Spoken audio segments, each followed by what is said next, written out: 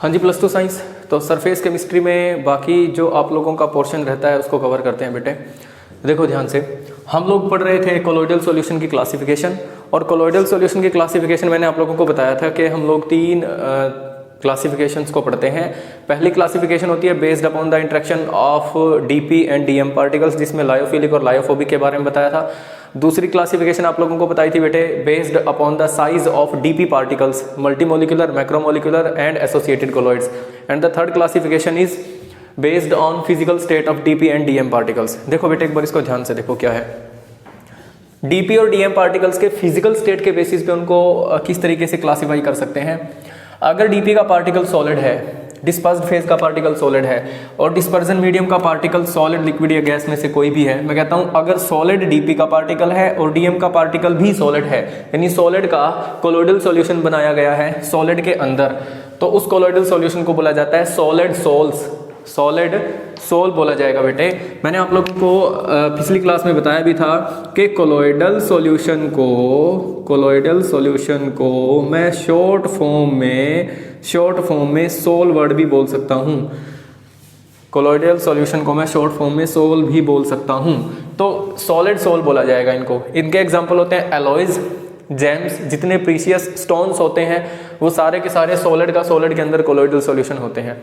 Solid का liquid के अंदर कोलोइडल सॉल्यूशन, ये तो पढ़ा ही है आप लोगों ने। यानी नॉर्मल कोलोइडल सॉल्यूशन जो होगा वो कौन सा होगा बेटे, सॉलिड का लिक्विड के अंदर कोलोइडल सॉल्यूशन होगा, उनको क्या बोला जाएगा, सिंपली सोल्स बोला जाएगा। जैसे मडी वाटर हो गया, मड को वाटर के अंदर डिसॉल्व किया गया तो मड तो सॉलिड है, वाटर क्या है, लिक्विड है, तो जो कोलोइडल सॉल्यूशन बन के आएगा उसको क्या बोला जाएगा, सोल बोला जाएगा। फॉर एग्जांपल मडी वाटर हो गया। सॉलिड का गैस के अंदर कोलोइडल सॉल्यूशन, सॉलिड का गैस के अंदर कोलोइडल सॉल्यूशन, सॉलिड का गैस के अंदर कोलोइडल सॉल्यूशन, एनवायरनमेंट के अंदर जितने डस्ट पार्टिकल्स हैं वो एयर में प्रेजेंट गैस मॉलिक्यूल्स में एज अ कोलोइडल सॉल्यूशन काम कर रहे हैं, तो उनको बोला जाएगा aerosols of solids, aerosols of solids. जैसे स्मोक है, डस्ट है, जितने डस्ट के पार्टिकल्स हैं तो वो सारे के सारे एनवायरनमेंट में प्रेजेंट एयर के अंदर एज अ कोलोइडल सॉल्यूशन काम कर रहे हैं। आगे पढ़ते हैं बेटे। देखो लिक्विड का कोलोइडल सॉल्यूशन बना रहे हैं सॉलिड, लिक्विड और गैस में से, सॉलिड, लिक्विड और गैस में। लिक्विड का सॉलिड के अंदर अगर कोलोइडल सॉल्यूशन बनाता हूं, लिक्विड को सॉलिड के अंदर डिसॉल्व किया है, लिक्विड का लिक्विड का सॉलिड के अंदर कोलोइडल सॉल्यूशन बनाया है, तो उनको क्या बोला जाएगा, जेल्स बोला जाएगा। जैसे फॉर एग्जांपल चीज है, बटर है, वो लिक्विड का सॉलिड के अंदर कोलोइडल सॉल्यूशन है, लिक्विड का लिक्विड के अंदर कोलोइडल सॉल्यूशन। जैसे मिल्क है, उनको क्या बोला जाएगा, इमल्शन बोला जाता है। बेटे इमल्शन आप लोगों के सिलेबस में कंप्लीट होता था, लेकिन अब की बार वो काट दिया गया सिलेबस से, तो इसको हम डिटेल में नहीं पढ़ेंगे। आप लोग सिर्फ इतना जान लो कि जब लिक्विड ही डीपी पार्टिकल होगा और लिक्विड ही डिस्पर्जन मीडियम पार्टिकल होगा, डीपी पार्टिकल भी लिक्विड होगा और डीएम पार्टिकल भी लिक्विड होगा, तो जो कोलोइडल सॉल्यूशन बन के आएगा उसको इमल्शन बोला जाता है। फॉर एग्जांपल मिल्क है या हमारा जो ब्लड है वो भी लिक्विड इंटू लिक्विड का कोलोइडल सॉल्यूशन है। Liquid into gas, aerosols of liquid इनको नाम दिया जाता है। फॉर एग्जांपल एयर में प्रेजेंट जो मॉइस्चर है, वो जो एनवायरनमेंट में प्रेजेंट जो मॉइस्चर है वो एनवायरनमेंट में प्रेजेंट गैसेस के साथ कोलोइडल सॉल्यूशन बना रहा है। तो फॉर एग्जांपल जैसे फॉग है, क्लाउड्स हैं, वो सारे के सारे इसी के एग्जांपल में जाते हैं। गैस इंटू सॉलिड, देखो गैस का कोलोइडल सॉल्यूशन सॉलिड में, तो उनको बोला जाएगा सॉलिड फॉर्म बोला जाएगा, सॉलिड फॉर्म नाम दिया जाता है। जैसे रबर पिलोज आप लोगों ने देखे होंगे, रबर के जो पिलोज होते हैं, तो रबर पिलोज के अंदर gas as a DP particle काम कर रही है और solid as a DM particle काम कर रहा है। ठीक है जी। गैस इंटू लिक्विड, तो फॉर्म, उन कोलोइडल सॉल्यूशन को क्या नाम दिया जाता है, फॉर्म। जैसे एयर बबल है, एयर बबल तो लिक्विड के अंदर गैस फिल होती है वहाँ पे, तो गैस तो एज अ डीपी पार्टिकल काम करती है, और जो वो लिक्विड है उसके चारों तरफ वो as a DM particle as a DM phase काम करता है। तो वो इसका एग्जांपल क्या हो जाएगा बेटे, एयर बबल हो गया जैसे। और gas into gas homogeneous system हो जाएगा, होमोजीनियस। और मैंने आप लोगों को बताया था कि जो कोलोइडल स्टेट होता है, कोलोइडल सॉल्यूशन होता है, वो एक हेट्रोजीनियस सिस्टम होता है, नॉट होमोजीनियस। तो जहाँ होमोजीनियस सिस्टम आ गया तो it will not be a colloidal solution, ये कोलोइडल सॉल्यूशन का एग्जांपल नहीं है। तो गैस को गैस के अंदर डिसॉल्व करने से कभी भी कोलोइडल सॉल्यूशन नहीं बनेगा। ठीक है जी बेटे, ये थी फिजिकल क्लासिफिकेशन। अब आगे बढ़ते हैं हम लोग। आगे हम लोगों को पढ़ना है कोलोइडल सॉल्यूशन को प्रिपेयर करने के मेथड कौन कौन से हैं, कोलोइडल सॉल्यूशन को प्रिपेयर करने के मेथड कौन कौन से हैं वो देखना है हम लोगों को। Which are the methods for preparing colloidal solution. हाँ जी बच्चों, methods for preparing colloidal solution. देखो इसमें हम लोगों को बेटे जो मेथड्स पढ़ने हैं, methods for preparation of colloidal solution आपके नोट्स के अंदर भी बिल्कुल प्रॉपर तरीके से लिखा हुआ है, फिर भी बताता हूँ आप लोगों को मैं। सबसे पहला मेथड हम इसमें पढ़ते हैं बेटे mechanical disintegration method, mechanical disintegration method, mechanical disintegration method. दूसरा इसी में हम लोग पढ़ते हैं, वैसे ये डिसइंटीग्रेशन के ही पार्ट हैं दोनों, एक मैकेनिकल आता है, दूसरा आता है electro disintegration, electro disintegration method, electro disintegration method. और तीसरा मेथड हम लोग यहाँ पढ़ते हैं peptization. Peptization is very much important, peptization is very much important. ये तीन मेथड हम लोगों को पढ़ने हैं। पहला है mechanical disintegration method, mechanical disintegration method. दूसरा हम लोग पढ़ते हैं इलेक्ट्रो डिसइंटीग्रेशन। इस इलेक्ट्रो डिसइंटीग्रेशन का एक नाम और रहता है बेटे ब्रेडिग्स आर्क मेथड, ब्रेडिग्स आर्क मेथड भी बोलते हैं इसको, ब्रेडिग्स आर्क मेथड भी बोला जाता है। तो पहले पढ़ते हैं मैकेनिकल डिसइंटीग्रेशन मेथड। सबसे पहले हम लोग पढ़ते हैं बेटे मैकेनिकल डिसइंटीग्रेशन मेथड। देखो ध्यान से मैकेनिकल डिसइंटीग्रेशन में क्या होगा। मैकेनिकल डिसइंटीग्रेशन में कुछ इस तरीके का एक सिस्टम रहता है जिसके अंदर दो हम लोग स्टील की डिस्क लगाते हैं, स्टील की डिस्क लगाई जाती हैं जो एक दूसरे के अपोजिट डायरेक्शन में घूमती हैं। और यहाँ से ये एक अरेंजमेंट है आपके नोट्स के अंदर बना हुआ है बेटे, देख लेना वहाँ से आप लोग। यहाँ से क्या होता है कि हम लोग एंटर करवाते हैं सस्पेंशन की रेंज के पार्टिकल्स, सस्पेंशन पार्टिकल्स यहाँ से एंटर करवाते हैं। आप लोग अच्छे तरह से जानते हो कि जो सस्पेंशन के रेंज के पार्टिकल्स होते हैं, जो सस्पेंशन की रेंज के पार्टिकल्स होते हैं उनका साइज 1000 नैनोमीटर से ज़्यादा होता है, या मैं ऐसे बोल सकता हूँ कि लार्ज साइज के पार्टिकल्स मैं यहाँ से एंटर करवाता हूँ। और ये है ना, जो ये है स्टील डिस्क्स, स्टील की डिस्क हैं दोनों ही, जो कि अपोजिट डायरेक्शन में घूमती हैं, बिल्कुल जैसे चक्की काम करती है, दोनों अपोजिट डायरेक्शन में घूमती हैं। अगर ये इधर घूम रहा होगा तो ये दोनों अपोजिट डायरेक्शन में घूम रही होंगी, अपोजिट डायरेक्शन में घूमेगी। ऊपर से सस्पेंशन की रेंज के पार्टिकल्स में एंटर करवाता हूँ और सस्पेंशन की रेंज के पार्टिकल्स इन दोनों डिस्क के बीच में आने के बाद, क्रश होने के बाद कोलोइडल रेंज में चले जाते हैं। और यहाँ से वो पार्टिकल क्या होते रहते हैं, डिस्चार्ज होते रहते हैं, बाहर निकलते रहते हैं। डिस्चार्ज होके बाहर निकल जाएंगे तो मतलब यहाँ से तो मैं सस्पेंशन की रेंज के पार्टिकल एंटर करूँगा और यहाँ से कोलोइडल रेंज के पार्टिकल बाहर निकलते रहते हैं। तो इस मेथड को बोला जाता है मैकेनिकल डिसइंटीग्रेशन मेथड, जिसमें हम सस्पेंशन रेंज के पार्टिकल से तैयार करते हैं कोलोइडल रेंज के पार्टिकल्स। ठीक है जी, this is called mechanical disintegration, mechanical disintegration. आगे देखो बेटे इलेक्ट्रो डिसइंटीग्रेशन में क्या होगा, इलेक्ट्रो डिसइंटीग्रेशन में क्या होगा, इलेक्ट्रो डिसइंटीग्रेशन में कुछ ऐसा सिस्टम रहेगा। अगर मैं आप लोगों को बताऊं, इलेक्ट्रो डिसइंटीग्रेशन में कुछ इस तरीके का एक कंटेनर रहेगा। यहाँ आइस के पीसीज होते हैं, एक इस तरीके का कंटेनर लिया जाता है। उस कंटेनर में, उस कंटेनर के अंदर चारों तरफ आइस के पीसीज कुछ इस तरीके से लगे होते हैं। These are ice pieces. बताता हूँ इनका क्या यूज़ है, ये क्यों लगाए जाते हैं। मेथड का नाम है, मेथड का नाम क्या है बेटे, electro disintegration method, electro disintegration method. देखो इसमें क्या होगा, इसमें दो मेटल की इलेक्ट्रोड को डिप किया जाता है। कहाँ डिप किया जाता है सर, किसी डिस्पर्जन मीडियम के अंदर डिप किया जाता है। यहाँ कोई भी डिस्पर्जन मीडियम है जिसके अंदर मेरे को कोलोइडल सॉल्यूशन प्रिपेयर करना है, तो यहाँ तो डीएम लेना पड़ेगा, यहाँ डीएम लेना पड़ेगा। और ये मेथड इन दोनों इलेक्ट्रोड्स को ना किसी हाई टेंशन बैटरी के साथ कनेक्ट कर दिया जाता है, बाहर किसी बैटरी के साथ कनेक्ट कर दिया जाता है। इन मेटल इलेक्ट्रोड्स को, मेटल इलेक्ट्रोड्स हैं, both these are metal electrodes, इनको किसी हाई टेंशन बैटरी के साथ कनेक्ट कर दिया जाता है।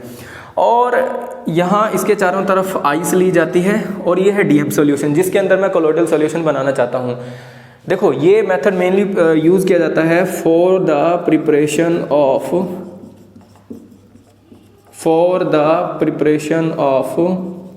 Metal sols. मेटल का कोलोइडल सॉल्यूशन बनाने के लिए इनको यूज किया जाता है।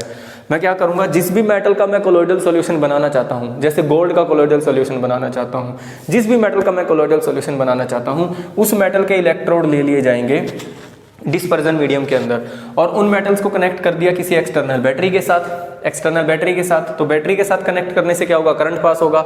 और जब ये दोनों मेटल इलेक्ट्रोड को मैं एक दूसरे के साथ यहाँ टच कराऊंगा, तो यहाँ पे आर्क प्रोड्यूस होगा, स्पार्क बोल लो आप, आर्क प्रोड्यूस होगा। उस आर्क के प्रोड्यूस होने से जब दोनों मेटल इलेक्ट्रोड एक दूसरे के साथ टच करेंगे, करंट पास करने के बाद वहां पे आर्क प्रोड्यूस होगा, और उस आर्क प्रोड्यूस होने की वजह से ये मेटल वेपराइज होना शुरू हो जाएगा, मेटल वेपराइज होगा। लेकिन मैंने साइड से आइस कोल्ड वाटर लिया हुआ है, तो पानी ठंडा होने की वजह से, कोल्ड वाटर होने की वजह से, डिस्पर्जन मीडियम जो भी लिया है मैंने वो ठंडा होने की वजह से वो जो मेटल वेपराइज हुआ है वो कंडेंस हो जाएगा उसी टाइम, और वो कोलोइडल रेंज के पार्टिकल्स में कन्वर्ट हो जाता है। तो इस मेथड को बोला जाता है इलेक्ट्रो डिसइंटीग्रेशन मेथड, और ये मेथड मेनली यूज किया जाता है for the preparation of metal sol. जैसे फॉर एग्जांपल अगर मैं बात करूं, गोल्ड सोल इसी मेथड से बनाया जाता है। Gold sols can be gold sols are prepared by this method, ठीक है जी। गोल्ड का अगर कोलोइडल सॉल्यूशन बनाना है तो हम इस मेथड से प्रिपेयर कर सकते हैं। तो ये था इलेक्ट्रो डिसइंटीग्रेशन मेथड। गोल्ड का कोलोइडल सॉल्यूशन बनाते हैं बेटे वाटर के अंदर, इसी मेथड की हेल्प से। ये था आप लोगों का इलेक्ट्रो डिसइंटीग्रेशन मेथड। आगे मूव करते हैं, आगे पेप्टाइजेशन, बहुत इंपॉर्टेंट है बेटे पेप्टाइजेशन। तीसरा मेथड है जो that is peptization is very much important. ध्यान से सुनो, पेप्टाइजेशन क्या कहता है, ये कहता है कि हम फ्रेशली प्रिपेयर्ड प्रेसिपिटेट्स को कोलोइडल रेंज के पार्टिकल्स में कन्वर्ट करते हैं। देखो प्रेसिपिटेट्स लेता हूं मैं, यहाँ कोई प्रेसिपिटेट बने पड़े हैं किसी सॉल्यूशन के अंदर, कोई सॉल्यूशन है, उस सॉल्यूशन के अंदर ये कोई प्रेसिपिटेट बने पड़े हैं, और ये प्रेसिपिटेट लार्ज साइज के पार्टिकल्स हैं। लार्ज साइज के पार्टिकल मीन्स टू से कोलोइडल रेंज के पार्टिकल से ज़्यादा रेंज के पार्टिकल्स हैं। 1 नैनोमीटर से 1000 नैनोमीटर के बीच में नहीं है, 1000 नैनोमीटर से ज़्यादा साइज के पार्टिकल्स हैं, ठीक है। तो और ये फ्रेशली प्रिपेयर्ड प्रेसिपिटेट्स हैं। फ्रेशली प्रिपेयर्ड का मीनिंग है कि अभी बने हैं सॉल्यूशन में, अभी बने हैं, फ्रेशली प्रिपेयर्ड प्रेसिपिटेट्स लेते हैं। तो ये मेथड क्या है, ये मेथड कहता है this is a method of converting freshly prepared precipitate into colloidal size particles. Freshly prepared precipitates into colloidal size particles with the help of a suitable electrolyte. Definition आपके नोट्स के अंदर लिखी हुई है। इसके अंदर कोई इलेक्ट्रोलाइट ऐड करता हूं मैं, और वो इलेक्ट्रोलाइट क्या करेगा, इन फ्रेशली प्रिपेयर्ड प्रेसिपिटेट्स को कोलोइडल साइज के पार्टिकल्स में कन्वर्ट कर देगा। इनको कोलोइडल साइज के पार्टिकल्स में कन्वर्ट करेगा, कोलोइडल साइज के पार्टिकल्स में इनको कन्वर्ट करेगा। इलेक्ट्रोलाइट ऐड करूंगा और वो इलेक्ट्रोलाइट इन फ्रेशली प्रिपेयर्ड प्रेसिपिटेट्स को कोलोइडल साइज के पार्टिकल्स में कन्वर्ट कर देगा, ठीक है। जैसे फॉर एग्जांपल, तो देखो डेफिनेशन क्या होती है, this is a method of converting freshly prepared precipitates into colloidal size particles in any dispersion medium with the help of a suitable electrolyte, electrolyte क्या होता है, जिसके मैं बोलूं कि अगर मान लो 2 आयन हैं, एक आयन के ऊपर पॉजिटिव चार्ज रहेगा और दूसरे आयन के ऊपर क्या रहेगा, नेगेटिव चार्ज। स्ट्रॉन्ग इलेक्ट्रोलाइट और वीक इलेक्ट्रोलाइट आप भली भांति जानते हो। स्ट्रॉन्ग वो होगा जो कंप्लीटली डिसोसिएट हो जाता है, वीक वो होगा जो कंप्लीटली डिसोसिएट नहीं होगा। अब अगर मैं बात करूं फॉर एग्जांपल FeOH3 के प्रेसिपिटेट्स ले लिए मैंने, किसके, फेरिक हाइड्रोक्साइड के।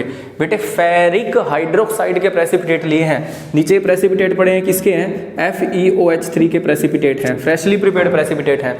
And I want to convert these precipitates into colloidal size particles. तो हम लोग क्या करेंगे, हम इसके अंदर कोई इलेक्ट्रोलाइट ऐड करते हैं और लेट्स से कि इलेक्ट्रोलाइट हम लोगों ने इसके अंदर ऐड किया FeCl3 का एक्वस सॉल्यूशन। FeCl3 यह है फेरिक हाइड्रोक्साइड, नीचे फेरिक हाइड्रोक्साइड के प्रेसिपिटेट बने पड़े हैं, लार्ज साइज के, कोलोइडल रेंज से ज़्यादा साइज के प्रेसिपिटेट बने पड़े हैं, और मैं चाहता हूं उन लार्ज साइज के पार्टिकल्स को, लार्ज साइज के प्रेसिपिटेट्स को कोलोइडल रेंज में कन्वर्ट करना by adding a suitable electrolyte. और इलेक्ट्रोलाइट कौन सा ऐड किया? FeCl3। अब ये FeCl3 क्या करेगा? अब सॉल्यूशन के अंदर Fe+3 आयन देगा और Cl- आयन देगा। अब एक बात बताओ कि ये कोई प्रेसिपिटेट पड़ा है, ये कोई प्रेसिपिटेट बना है आपके, देखो आपके नोट्स के अंदर मैंने दिखाया भी हुआ है, FeOH3 का कोई प्रेसिपिटेट पड़ा है, फ्रेशली प्रिपेयर्ड प्रेसिपिटेट है, और सॉल्यूशन के अंदर Fe+3 आयन भी घूम रहे हैं और Cl- भी घूम रहे हैं। तो ये प्रेसिपिटेट एड्जॉर्ब करेगा, एब्जॉर्ब नहीं, एड्जॉर्ब करेगा इस आयन को या इस आयन को अपने सरफेस के ऊपर। कौन से आयन को एड्जॉर्ब करेगा? Fe+3 को एड्जॉर्ब करेगा सर, क्योंकि कॉमन आयन है, प्रेफरेंशियल एड्जॉर्प्शन याद है ना। तो किसको? Cl- के कंपैरिजन में Iron+3 को अपने सरफेस के ऊपर एड्जॉर्ब कर लेगा। तो Iron+3 जब इसके सरफेस के ऊपर एड्जॉर्ब होगा तो पूरे के पूरे सरफेस के ऊपर कैसा चार्ज आएगा? पॉजिटिव चार्ज आएगा, पॉजिटिव चार्ज। तो जो प्रेसिपिटेट्स है ना, उनके सरफेस के ऊपर पॉजिटिव चार्ज एड्जॉर्ब हो जाएगा, और सेम चार्ज आने की वजह से वो चार्ज एक दूसरे को क्या करेगा? रिपेल करेगा। और चार्ज एक दूसरे को रिपेल करेगा, रिपेल करने की वजह से ये छोटे साइज के पार्टिकल्स में कन्वर्ट हो जाएंगे। छोटे, इस चार्ज के रिपल्शन की वजह से these will get converting into small size particle. Small size मतलब के कोलोइडल साइज पार्टिकल्स। दोबारा एक्सप्लेन कर देता हूँ। प्रेसिपिटेट लार्ज साइज का पार्टिकल रहेगा, उसके ऊपर हम कोई चार्ज एड्जॉर्ब करवा देंगे इलेक्ट्रोलाइट का, जैसे मैंने FeCl3 ऐड किया फेरिक हाइड्रोक्साइड के प्रेसिपिटेट के अंदर, तो Fe+3 आयन इसके सरफेस पे एड्जॉर्ब होगा। सेम चार्ज होने की वजह से वो चार्ज रिपेल करेगा, रिपल्शन की वजह से जो वो लार्ज साइज का पार्टिकल है वो टूटना शुरू हो जाएगा कोलोइडल साइज के पार्टिकल्स में। इस मेथड को बोला जाता है peptization. This is a method of converting freshly prepared precipitate in any colloidal solution, freshly prepared precipitate in any dispersion medium with the help of a suitable electrolyte। और इस electrolyte को ना मैं पेप्टाइजिंग एजेंट भी बोलता हूँ। इस electrolyte को पेप्टाइजिंग एजेंट भी बोला जाता है, पेप्टाइजिंग एजेंट। ठीक है जी बच्चों, ये था पेप्टाइजेशन। आगे चलते हैं फिर। देखो बेटे, थ्योरी सारी आपके नोट्स के अंदर है, आप वहाँ से पढ़ सकते हो, चाहो तो वहाँ से खुद के नोट्स भी बना सकते हो आप। ठीक है, और आगे देखते हैं नेक्स्ट टॉपिक क्या है फिर इसमें। नेक्स्ट टॉपिक है बेटे purification of colloidal solution. Purification method हो गया, कोलोइडल सॉल्यूशन को कौन कौन से मेथड से हम प्रिपेयर कर सकते हैं। उसके बाद आती है कोलोइडल सॉल्यूशन की purification, purification of colloidal solution, purification of colloidal solution. Colloidal solution को कैसे प्योरीफाई कर सकते हैं बेटे? इसमें एक मेथड आता है डायलिसिस, बहुत ज़्यादा इंपॉर्टेंट है डायलिसिस मेथड। देखो बताता हूँ डायलिसिस के बारे में।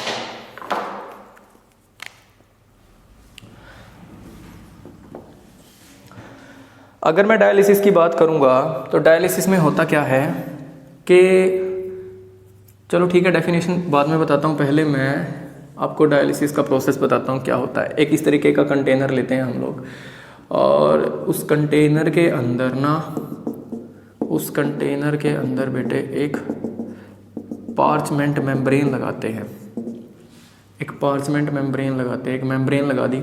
इस मेम्ब्रेन को बोला जाता है पार्चमेंट मेम्ब्रेन। पार्चमेंट मेम्ब्रेन मतलब कि चमड़े की लगा लो बेटे, पार्चमेंट मेम्ब्रेन। और इस मेम्ब्रेन की खास बात क्या होगी, इस मेम्ब्रेन के अंदर ना मैं यहाँ पे कोलोइडल सॉल्यूशन एंटर करवाता हूँ। ये कोई फनल लगाई है मैंने, फनल की हेल्प से इसके अंदर कोलोइडल सॉल्यूशन भरा जाएगा। तो इसके अंदर ये कोलोइडल सॉल्यूशन के पार्टिकल्स पड़े हैं, जो ये मैंने ऐसे राउंड से दिखाए हैं, ये कोलोइडल साइज के पार्टिकल्स हैं, ये कोलोइडल सोल के पार्टिकल्स हैं। और इसके अंदर कुछ एक इम्प्योरिटीज़ भी होंगी, और इम्प्योरिटीज़ को मैंने दिखाया डॉट से, दीज आर इम्प्योरिटीज़। और ये हैं soluble impurities, soluble impurities, impurities. और ये कैसी हैं? Soluble impurities. और बाहर मैंने लिया है वॉशिंग सॉल्यूशन, वॉशिंग सॉल्यूशन, जिसके अंदर ये जो इम्प्योरिटीज़ हैं वो सारी की सारी जिसके अंदर क्या होंगी? डिज़ोल्व होंगी। जिसके अंदर ये इम्प्योरिटी सारी की सारी डिज़ोल्व हो जाएंगी। आप देखो वॉशिंग सॉल्यूशन, यहाँ पे आप वाटर भी ले सकते हो, मैं यहाँ डिस्टिल्ड वाटर ले लेता हूँ। बताता हूँ आपको इसको कि वॉशिंग सॉल्यूशन क्यों बोला जाता है। इस तरीके से पूरा का पूरा अरेंजमेंट है और यहाँ से मैं एंटर करवाता रहता हूँ कोलोइडल सॉल्यूशन। ये डिस्टिल्ड वाटर हो गया। यहाँ से इनपुट है बेटे, आप यहाँ से डिस्टिल्ड वाटर एंटर करवा सकते हो। इनपुट ऑफ डिस्टिल्ड वाटर की इनपुट है यहाँ से, और यहाँ से है आउटपुट, ये बाहर निकलेगा। अब देखो ये पूरा का पूरा सिस्टम क्या है। एक ना हम लोगों ने पार्चमेंट मेम्ब्रेन बनाई है, पार्चमेंट मेम्ब्रेन बनाई, एक थैली टाइप बनाई पार्चमेंट मेम्ब्रेन, और उसको एक डिस्टिल्ड वाटर के अंदर हम लोगों ने सस्पेंड कर दिया। डिस्टिल्ड वाटर के अंदर हम लोगों ने उस पार्चमेंट मेम्ब्रेन को डिप कर दिया। तो उस पार्चमेंट मेम्ब्रेन में एक फनल लगाई हुई है, और ऊपर से हम क्या कर रहे हैं, यहाँ से एंटर करवा रहे हैं कोलोइडल सॉल्यूशन। यहाँ से हम लोग एंटर करवा रहे हैं कोलोइडल सॉल्यूशन। कोलोइडल सॉल्यूशन यहाँ से एंटर करवाते जा रहे हैं। ठीक है जी। तो कोलोइडल सॉल्यूशन इस पार्चमेंट मेम्ब्रेन के अंदर जाता रहेगा। अब देखो कोलोइडल सॉल्यूशन में क्या क्या है। ये जो मैंने राउंड जो पार्टिकल दिखाए हैं तो कोलोइडल सॉल्यूशन के पार्टिकल हो गए, और जो मैं डॉट से दिखा रहा हूँ बेटे, ये जो डॉट से दिखा रहा हूँ वो क्या है, इम्प्योरिटीज़ हैं। वो है सॉल्यूबल इम्प्योरिटीज़ जो कि वाटर के अंदर क्या हो जाएंगी, डिजोल्व। और इस मेम्ब्रेन की खास बात ये है कि कोलोइडल सॉल्यूशन के पार्टिकल्स को तो अपने थ्रू पास होने नहीं देगी।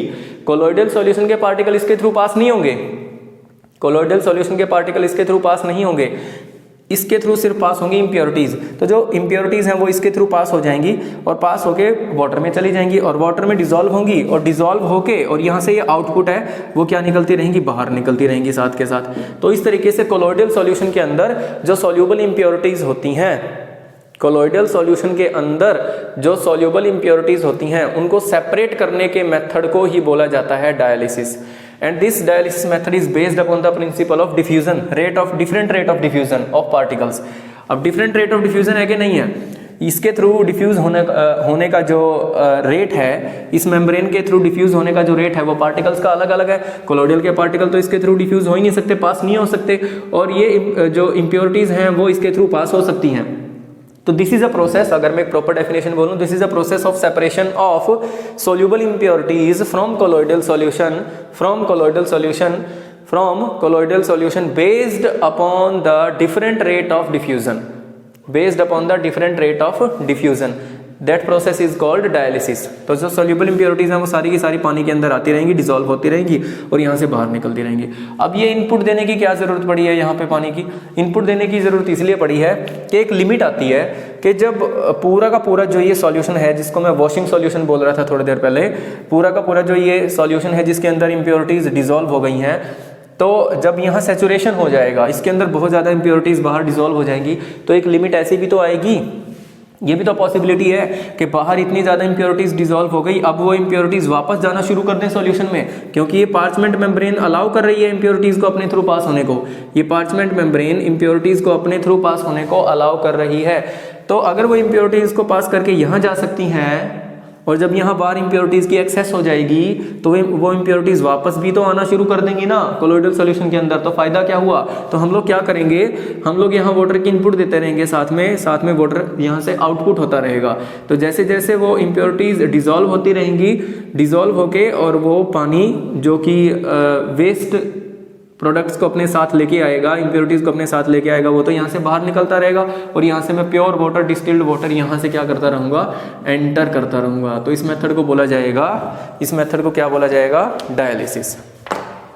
ठीक है जी बच्चों, देख लो एक बार इसको ध्यान से।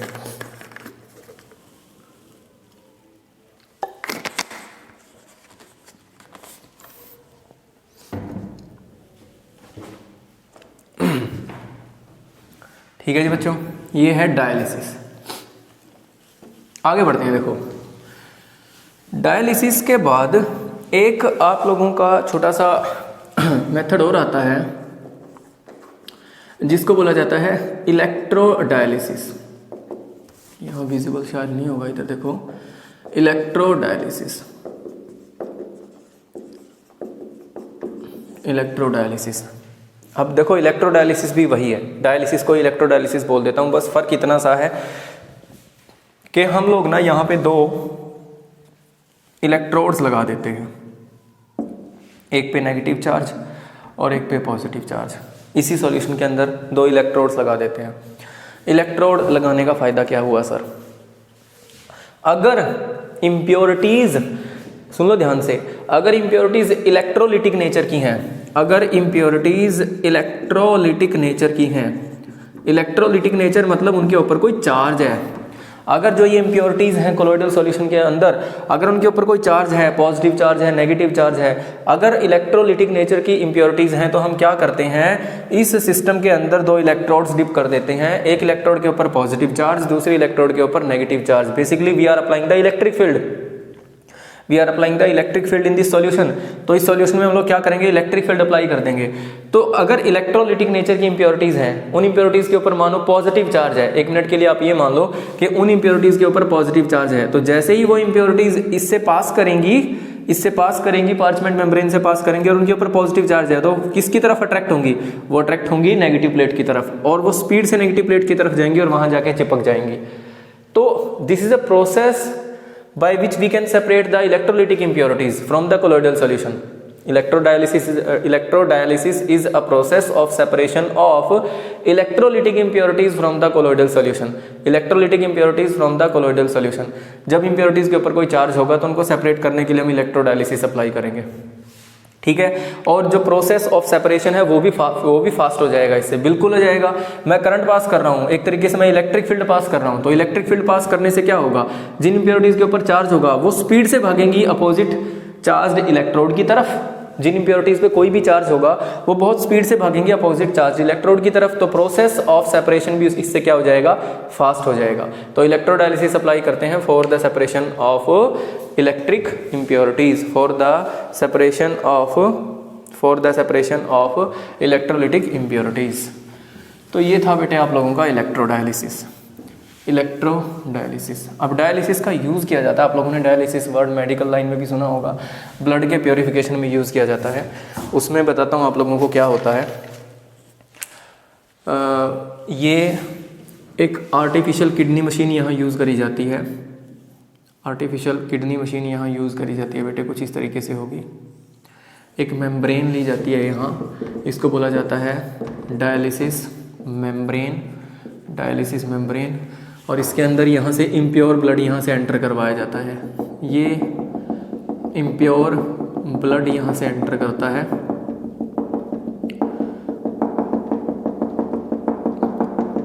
और आप लोग जानते हो ब्लड एक कोलोइडल सॉल्यूशन होता है बेटे। अभी थोड़ी देर पहले मैंने आप लोगों को बताया भी था जब टेबल बनाई थी, blood is a colloidal solution. तो हम लोग यहाँ से इम्प्योर ब्लड एंटर करवाते हैं, और यहाँ इसके चारों तरफ भरा होता है वॉशिंग सॉल्यूशन, जिससे इस ब्लड की हम लोगों को साफ़ सफाई करनी है। यहाँ से हम ब्लड एंटर करवाते हैं बेटे। तो ब्लड के अंदर जो इम्प्योरिटीज़ होती हैं, ब्लड के अंदर जो, अब देखो ये डायलिसिस मेम्ब्रेन की खास बात क्या होती है, वही है जैसे पार्चमेंट मेम्ब्रेन में सिस्टम होता था। डायलिसिस मेम्ब्रेन ब्लड के पार्टिकल्स को तो इसके थ्रू पास आउट नहीं होने देगी, ब्लड के पार्टिकल इसके थ्रू पास होके बाहर नहीं निकलेंगे। सिर्फ जो उसके अंदर वेस्ट प्रोडक्ट है, उसके अंदर जो इम्प्योरिटीज़ हैं, एक्सेस ऑफ वेस्ट है जो, वो इसके थ्रू पास होगा। डायलिसिस मेम्ब्रेन की खास बात क्या होगी, जो ब्लड के अंदर वेस्ट मटेरियल है, जो वेस्ट है ब्लड के अंदर, एक्सेस ऑफ वेस्ट है, वो तो डायलिसिस मेम्ब्रेन के थ्रू पास हो जाएगा और वॉशिंग सॉल्यूशन में चला जाएगा, ठीक है। और ब्लड इस तरीके से प्योरीफाई होके आगे ट्रांसफ़र होता रहेगा। और अगर उसके अंदर हम लोगों को कोई कुछ इसेंशियल ऑयल्स वगैरह कई बार एंटर करने होते हैं, तो वो यहाँ से हम एंटर भी करवा सकते हैं ब्लड के अंदर, ठीक है। यहाँ से वेस्ट निकलता रहेगा। अगर मैं कुछ एंटर करवाना चाहता हूँ, कुछ इसेंशियल ऑयल्स वगैरह अगर हमें एंटर करवाने हैं, तो वो हम यहाँ से एंटर भी करवा सकते हैं। तो ये ख़ास बात होती है इसकी, ठीक है। और इसको बोला जाता है बेटे, इसको क्या बोला जाता है, डायलिसिस मेथड। और ये है क्या, आर्टिफिशियल किडनी मशीन। किडनी ही ब्लड प्योरीफिकेशन का काम करती है, तो इसको बोला जाता है आर्टिफिशियल किडनी मशीन बोला जाता है। ब्लड को प्योरीफाई करने के काम आती है। यहाँ से ब्लड एंटर करवाया जाएगा, एक्सेस ऑफ वेस्ट यहाँ से बाहर निकल जाएगा। इस तरीके से एक्सेस ऑफ वेस्ट सारा का सारा इस सॉल्यूशन के अंदर आ जाएगा। इस सॉल्यूशन को मैं बोल क्या रहा हूँ, इसको वॉशिंग सॉल्यूशन बोला जाता है। अभी थोड़ी देर पहले मैं वर्ड यूज़ भी कर रहा था, वॉशिंग सॉल्यूशन बोला जाता है। तो जो वेस्ट है वो सारा का सारा इस वॉशिंग सॉल्यूशन के अंदर आ जाएगा और ब्लड यहाँ से प्योरीफाई होकर आगे वेन्स में जाता रहेगा। ठीक है बच्चों, तो ये है डायलिसिस का एप्लीकेशन। अब पढ़ते हैं कोलोइडल सॉल्यूशन की प्रॉपर्टीज़। आगे पढ़ रहे हैं हम कोलोइडल सॉल्यूशन की प्रॉपर्टीज़।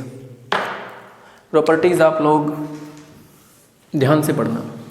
आगे आती हैं इनकी properties. Properties of colloidal solution. लो जी बच्चों, इसमें जो प्रॉपर्टी हम लोगों को पढ़नी है, सबसे पहली जो प्रॉपर्टी हम लोग पढ़ते हैं वो है बेटे इनका नेचर। कैसा होता है आप लोग जानते हो, हेट्रोजीनियस नेचर होता है, बताने की ज़रूरत नहीं होगी मेरे को।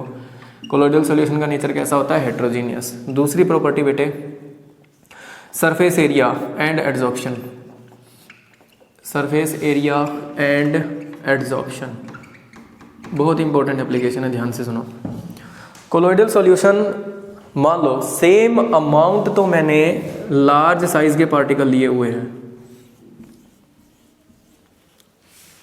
लार्ज साइज के पार्टिकल मतलब किस रेंज के, सस्पेंशन की रेंज के,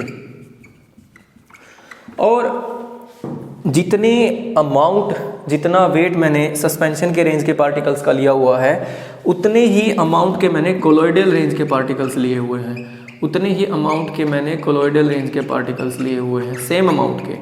सेम अमाउंट के मैंने कोलोइडल रेंज के पार्टिकल्स लिए हुए हैं। तो किसकी एड्जॉर्प्शन पावर ज़्यादा होगी और किसका सरफेस एरिया ज़्यादा होगा? ऑब्वियस ही बात है कि सर जितनी अमाउंट के आपने सस्पेंशन की रेंज के पार्टिकल लिए हैं, सेम अमाउंट आपने कोलोइडल रेंज के पार्टिकल्स की ली है, सेम अमाउंट आपने कोलोइडल रेंज के पार्टिकल्स की ली है, और कोलोइडल रेंज के पार्टिकल्स का जो साइज़ होगा वो छोटा होता है as compare to suspension range के पार्टिकल्स के, तो इनका सरफेस एरिया बढ़ जाएगा। सरफेस एरिया बढ़ेगा तो एड्जॉर्प्शन पावर भी इनकी ज़्यादा होती है, due to greater surface area of colloidal range particles as compare to large size particles, as compare to suspension range particles, जो भी बोलो आप।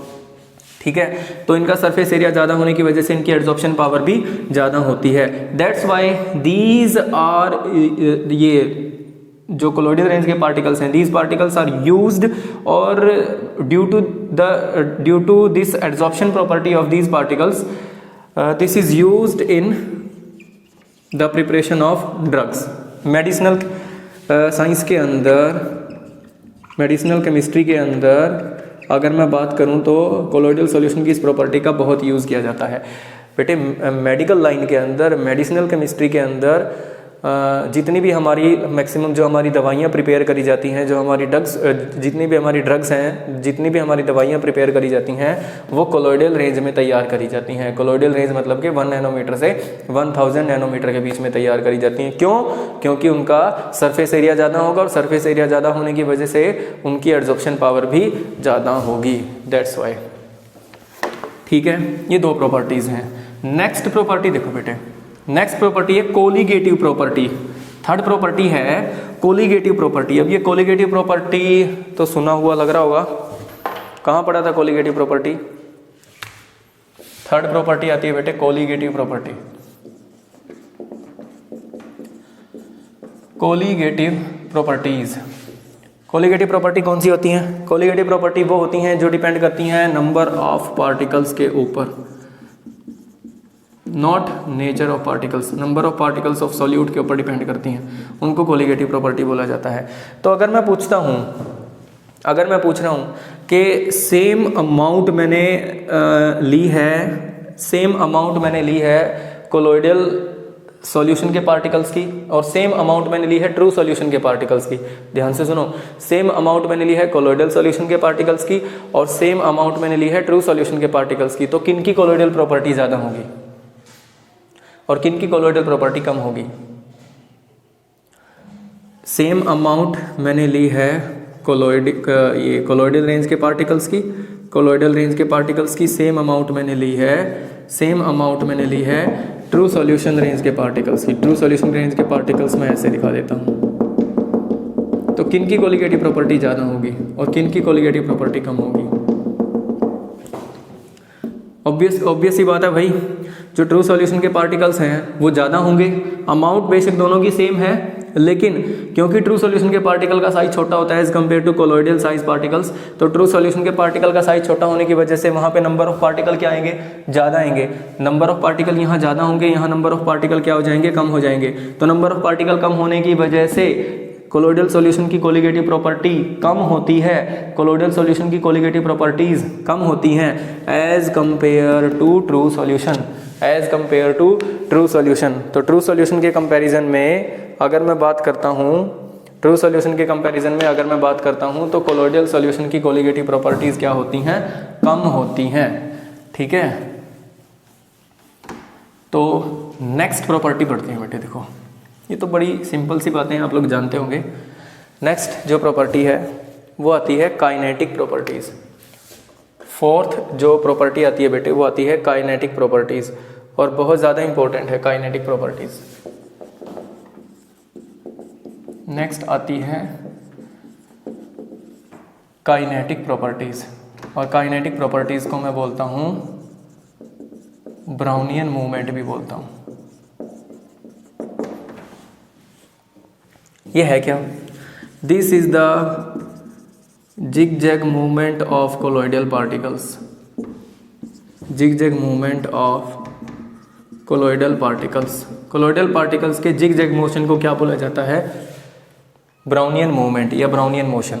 कोलॉइडल पार्टिकल्स के जिग-जैग मूवमेंट को, जिग-जैग मूवमेंट को, जिग-जैग मूवमेंट को क्या बोला जाता है, ब्राउनियन मूवमेंट, ब्राउनियन मूवमेंट। कहीं भी देखो ये कोलॉइडल साइज का पार्टिकल है, ये किसी दूसरे पार्टिकल से टकराएगा, ये आगे नेक्स्ट किसी पार्टिकल से टकराएगा, ये आगे नेक्स्ट किसी से, ये किसी और पार्टिकल से। इस तरीके से कोलॉइडल साइज के पार्टिकल्स रैंडमली एक दूसरे के साथ टकराते रहेंगे, और इस जिग-जैग मोशन को, इस zigzag motion of colloidal particles को ही क्या बोला जाता है, ब्राउनियन मूवमेंट। और ये क्या है, kinetic properties of colloidal solution.